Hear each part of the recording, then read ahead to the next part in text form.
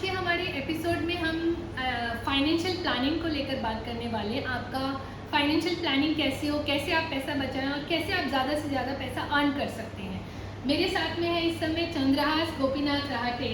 ये insurance and investment planner हैं और इसमें एक्सपर्ट हैं और ये हमारे साथ बातचीत करने वाले हैं और हमें बताने वाले हैं कुछ टिप्स। तो चंद्रहास, आप मुझे बताइए कि जैसे हम बात करते हैं कि हम ज़्यादा से ज़्यादा पैसा अर्न कैसे कर सकते हैं। तो पहली तो बात सुजाता जी ये है कि बहुत बार लोग इक्वेशन गलत करते हैं। ओके, इनकम माइनस एक्सपेंसेस कर देते हैं। करेक्ट। यानी अगर आप देखेंगे कि लोग इनकम कमाते हैं और पैसे खर्चा करना शुरू कर देते हैं, तो खर्चे ऊपर क्या कंट्रोल है बताइए आप? करेक्ट। आपका कंट्रोल है खर्चे के ऊपर? किसी का भी नहीं है। नहीं है। तो खर्चा सेविंग कभी अचानक आ सकता है, कभी भी आ सकता है। सेविंग हो ही नहीं पाता। लोग Correct. बोलते हैं हम सेविंग नहीं कर सकते। करेक्ट, तो वाटर इनकम जो आप अर्न कर रहे हो करेक्ट, तो उसको सेव करेंगे, इसका मतलब आपने अर्न कर दिया। Correct, correct. तो इसके लिए आपको आपका इक्वेशन चेंज करना पड़ेगा। बिल्कुल। आपको इनकम माइनस सेविंग्स करनी पड़ेगी, तो ये एक्सपेंसेस को कंट्रोल कर सकते हैं और ज़्यादा पैसा कमा सकते हैं। तो जैसे आज के टाइम पे हर आदमी अपना पैसा जल्दी से जल्दी डबल करना चाहता है, तो जो आजकल नए इन्वेस्टमेंट्स हैं, हाँ। आपको लगता है ये इस तरीके के हैं जिसमें हम अपना पैसा डबल कर सकते हैं जल्दी से जल्दी और ये सेफ है? इंडिया का सेफ रेट है हम्म, कि 5 to 6%। हाँ, जो अपना रिपो रेट जो है उसको सेफ रेट बोलते हैं, करेक्ट, जिसमें आपका कैपिटल प्रोटेक्ट होता है। करेक्ट, जहाँ से सेफ रेट अगर आपने क्रॉस कर दिया, हाँ, आपकी कैपिटल की रिस्क चालू होगी। करेक्ट, तो आप सोचिए, आप जितना डबल डबल डबल सोच रहे हैं वो तो आपकी नीचे आ जाएगा। कैपिटल की रिस्क कितनी बढ़ रही है। करेक्ट, तो ये सोचना चाहिए। तो हर एक डबल होना डेफिनेटली हर आदमी चाहता है कि मेरा पैसा डबल हो, डबल हो जाए। ट्रिपल हो, Correct. लेकिन हम कितना रिस्क लेना चाहते हैं अपनी कैपिटल के साथ, वो भी हमें कैलकुलेट करना चाहिए। बिल्कुल। तो मतलब कैपिटल को ध्यान को सेफ रखते हुए डबल करने की प्लानिंग करनी चाहिए, ये आप सजेस्ट करते हैं हमेशा। हाँ, यानी बिल्कुल। आप डबल करिए, हम्म, लेकिन कितना पैसा आप रिस्क लेना चाहते हैं चाहते उतना ही हैं। पैसा डबल के लिए प्लान करिए। करेक्ट।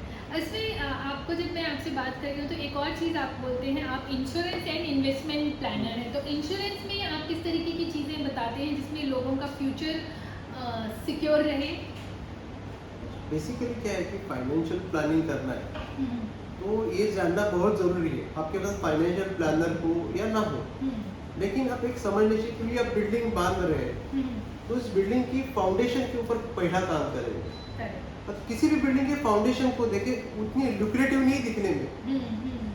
अगर आप देखेंगे, देखेंगे, हाँ, अगर आप इंटीरियर के लिए पहला प्लान करोगे और फाउंडेशन के लिए नहीं सोचोगे, बिल्कुल। तो बिल्डिंग खड़ी नहीं रहेगी। बिल्कुल, तो कोई भी अगर आप प्लानिंग करना चाहते हो ना, तो हम्म। फंडामेंटली आपका प्लानिंग स्ट्रांग होना चाहिए।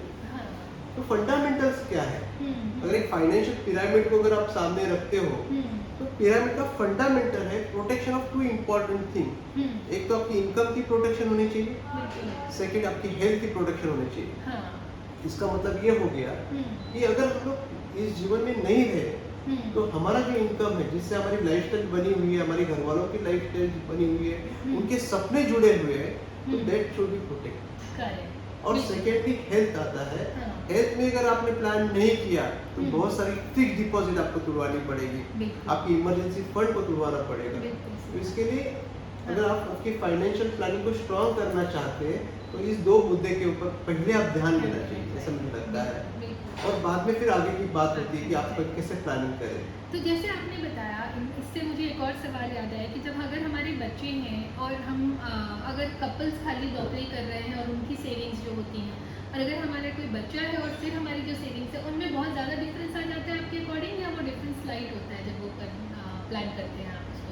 तो ये डिफरेंट तो साइकोलॉजी में हो जाता है। जब भी हाँ। कोई बैचलर हमारे पास आता है, हाँ। तो ही जस्ट फ्रीक आउट कि चलो मुझे मजा करना है, लाइफ में धमाल करनी है। सेविंग्स के बारे में तो आप पूछो ही मत, और लॉन्ग टर्म सेविंग के बारे में आप बात ही मत करो, ऐसे बोलते हैं, बराबर। जैसे ही शादी हो जाती है, वो थोड़ा अलर्ट हो जाते हैं, Correct. थोड़ा साइकोलॉजिकल एक प्रेशर आ जाता है कि अभी चलो एक रिस्पॉन्सिबिलिटी आ गई, आगे तो लोग थोड़ा प्लानिंग के लिए एक कदम आगे बढ़ाते हैं। बढ़ जाते हैं। जैसे ही बच्चे होते हैं, तो तो पूरा इनकी ऐसे- बड़ी रिस्पॉन्सिबिलिटी आ जाती है, Correct, तो correct. फिर वो बहुत सीरियस हो जाते हैं। तो ऐसे साइकोलॉजी में एक बदलाव आ जाता है। Correct. तो लेकिन- जैसे बच्चे हो जाने के बाद ज़्यादा सेफ इन्वेस्टमेंट्स हैं वो उनकी तरफ ज़्यादा जाते हैं, या रिस्क लेना कम हो जाता है, ऐसा भी देखा है रिस्क फैक्टर्स? ये ऐसा नहीं है। बेसिकली मैं कहता हूँ your purpose to decide the investment. Okay, यानी आपका पर्पस क्या है, उसको कितना टेन्योर है वो हासिल करने के लिए, कितना रिस्क लेना चाहिए, नहीं लेना चाहिए, कितना कॉम्बिनेशन रहना चाहिए, कितना बैलेंस रिस्क लेना चाहिए, वो डिपेंड्स आपके पर्पस के ऊपर है, उसके टेन्योर के ऊपर डिपेंड होता है। तो बच्चों का एजुकेशन भी हो या आपकी रिटायरमेंट प्लानिंग हो और या आप कोई घर लेना चाहते हैं उसके लिए प्लान करना चाहते हो, करेक्ट। तो वहाँ प्लानिंग और सोच की ज़रूरत है कि आप कितना रिस्क लेना चाहते हो, उस हिसाब से प्लानिंग हो सकती है।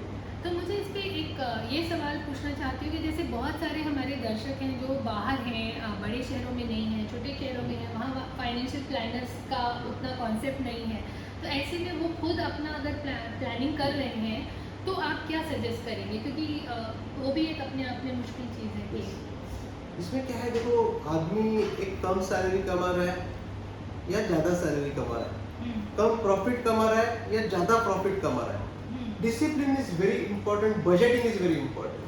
आपका 100 रुपया जो प्रॉफिट का है, 100 रुपया 100 रुपये जो प्रॉफिट कमा रहे हैं, उसमें से आप अगर, मैंने जैसे कहा कि आप सेविंग अगर पहला नहीं कमिट करोगे तो एक्सपेंसेस के ऊपर कोई कंट्रोल नहीं है, तो आप 40% को कमिट करो शॉर्ट टर्म और मिडिल टर्म और लॉन्ग टर्म सेविंग्स के लिए। मे बी आप 20% अलोकेट कर सकते हो शॉर्ट टर्म सेविंग्स के लिए और 20% for middle and long term के लिए। एक बात ये होगी, अगर कोई भी बड़ी चीज आप लेना चाहते हैं, जैसे घर है या गाड़ी है, तो डेफिनेटली लोन लेने की जरूरत पड़ती है।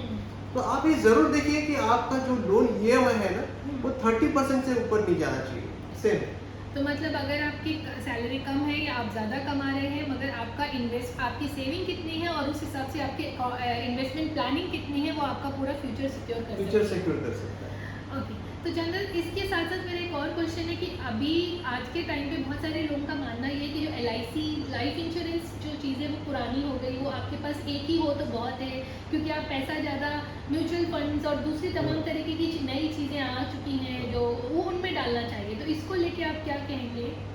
देखो हमेशा से आए, आज का ही नहीं है, हमेशा से अगर आप देखते आएंगे तो ग्रिड जो है ना, वो हमेशा हमको ललचाएगी। जी हाँ, ग्रिड है, ज्यादा रिस्क लेने के लिए मजबूर करेगी, करेक्ट, और एक दिन आप इस डिसिप्लिन को तोड़ देंगे और बहुत ज्यादा रिस्क लेंगे। इसके लिए मैंने क्या कहा आपको कि आपको डिसिप्लिन होना बहुत जरूरी है कि आप कितना रिस्क ले रहे हैं। करेक्ट, अगर आप फाइनेंशियल पिरामिड को भी देखेंगे, हाँ, एक ग्लोबली रिनाउंड फाइनेंशियल पिरामिड है, वो कहता है कि पहले रिस्क ना ले लो, करेक्ट, पहले रिस्क फ्री ग्रोथ इन्वेस्टमेंट में पैसा डालिए, करेक्ट, कि जो कि आपका पैसा जो रिस्क में पड़ा हुआ है हाँ, उसको आप पेशेंस रखने में मदद हो जाएगी। करेक्ट, जैसे मैं एग्जांपल देता हूँ हाँ, कि कोई एक आजकल से जो यंग जनरेशन है वो ज्यादा रिस्क लेना चाहते, जो आपने अभी जो कहा ना, हाँ, वो ज्यादा आज की यंग जनरेशन का ये दिमाग में है कि मैं ज्यादा पैसा रिस्क में डालूं, ज्यादा कमाऊं, करेक्ट, लेकिन आपका बेस नहीं बना है ना, तो आप लॉस करके भी बाहर आ सकते हो। See, there are the good periods and there are the bad periods in the market. अगर आप शेयर मार्केट को इवैल्यूएट करेंगे, हाँ, everyone will discuss about their good period, they will not discuss about the bad periods. तो bad periods को अगर सामने रखते हो आप, या एक हमें मालूम है कि बैड पीरियड्स भी आते हैं, तो उसके लिए आपका पैसा रिस्क फ्री ग्रोथ में भी होना चाहिए कि जल्द जाके मार्केट टूट भी जाएगी और आपको पैसों की जरूरत आएगी, तभी आप मार्केट में जो पैसा लगाया है उसके ऊपर डिपेंड नहीं रहोगे। Correct, There is a good slogan in share market that impatient customer are transferring their wealth slowly steadily to the patient customer. और पेशेंस किसके पास है? जिसने पिरामिड को फॉलो किया है, जिसने रिस्क फ्री ग्रोथ इन्वेस्टमेंट में पैसा रखा है, डेट प्रोडक्ट में पैसा रखा है जहाँ रिस्क नहीं है, कैपिटल प्रोटेक्टेड है, और थोड़ा पैसा फिर अपने रिस्क में लगाया है, वही लोग पेशेंट रह सकते हैं। आप बताइए। नहीं, बिल्कुल सही बात है। तो इसमें इसी आपकी पूरी बातचीत से मेरे को एक और चीज़ आ रही है जो कई बार यंग लोगों से मैंने बातचीत करो तो आपके दिमाग में आती है, जो यंग जनरेशन है जब वो बात कर रही होती है कि अगर आपने पैसे को रिस्क में लेना है तो 20 साल जब हम नया नौकरी शुरू करते हैं, जब हमारी सैलरी शुरू होती है, उस टाइम पे रिस्क ले लेना चाहिए इंस्टेड ऑफ 40s के टाइम पे जाकर के, क्योंकि तब तक तो नौकरी में भी वो स्टेबिलिटी नहीं रह जाती।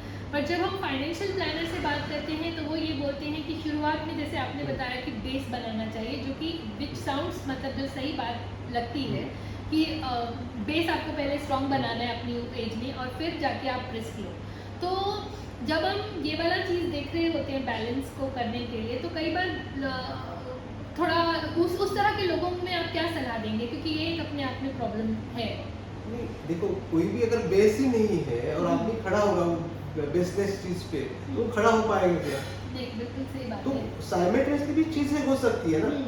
आपने अगर रिस्क फ्री ग्रोथ में पैसा नहीं डाला तो वो आप वहां भी डालिए, करेक्ट। और आप रिस्क में भी पैसा डालिए, लेकिन कम रिस्क लीजिए इनिशियली, जब तक आपका बेस पक्का नहीं हो जाए। जैसे आपका रिस्क पक्का हो जाए तो आप रिस्क को बढ़ा दीजिए। करेक्ट, तो देन मैंने जो अभी जो एक स्लोगन कहा, बिल्कुल। तो वो बहुत मायने रखेगा। बिल्कुल। आपको अगर रिस्क में जो पैसा डाला हुआ है, आपने इन्वेस्ट किया है, हाँ, उसमें अगर आपको प्रॉफिट कमाना है तो हाँ। रिस्क फ्री ग्रोथ की इन्वेस्टमेंट आपके पोर्टफोलियो में चाहिए, तो ये आप पैसा कमा सकते हो, पैसा बना सकते हो, Correct. क्योंकि आप पेशेंस बाय करोगे। इसमें एक और चीज़ पूछनी है, जैसे चंद्राज, ये होता है कि बच्चों के एजुकेशन को लेकर आजकल बहुत सारी प्लान आ गई हैं प्लानिंग्स, मतलब इन द सेंस कि आप यहाँ इन्वेस्ट करो, वहाँ इन्वेस्ट करो, जो बच्चों का, आपका बच्चा जब कॉलेज जाएगा तो आपको इतना पैसा मिलेगा, फिर वो, तो वो जो उस तरीके के प्लान है, क्या वो वर्थ है खरीदना, या आप सजेस्ट करते हैं खासकर मिडिल क्लास लोगों के लिए? देखिए, मैंने हमेशा एक कहा है कि डाइवर्सिफिकेशन इज वेरी इंपॉर्टेंट, बराबर है। तो कोई भी प्लान, कोई भी गोल है आपका, उसके लिए जो प्लानिंग आप कर रहे हैं, किसी एक प्रोडक्ट से कर रहे हैं ना, तो we are taking more risk. तो हमें डाइवर्सिफाइड करना है। तो डाइवर्सिफिकेशन में हम देख सकते हैं कि कौन से ऑप्शंस हमारे पास अवेलेबल है। मे बी एक प्रॉपर्टी भी आपके बच्चे को एजुकेशन का साधन बन सकती है। मे बी एक म्यूचुअल फंड का एसआईपी भी बन सकता है, कोई शेयर्स बन सकते हैं, कोई लाइफ इंश्योरेंस की एक प्रोडक्ट बन सकती है। तो मैंने ऑलरेडी आपको एक बार कहा है कि your purpose should decide the investments. आपका पर्पस क्या है, उसका टेन्योर क्या है, वो टेन्योर के ऊपर डिपेंड होगा कि आप कितना रिस्क का प्रोडक्ट उसमें इनकॉर्पोरेट करना चाहते हो, प्लान करना चाहते हो। लेकिन आप फाइनेंशियल पिरामिड को सामने रखिए, तो पिरामिड का जो बेस है वो दो इम्पोर्टेंट चीज को प्रोटेक्ट करना है।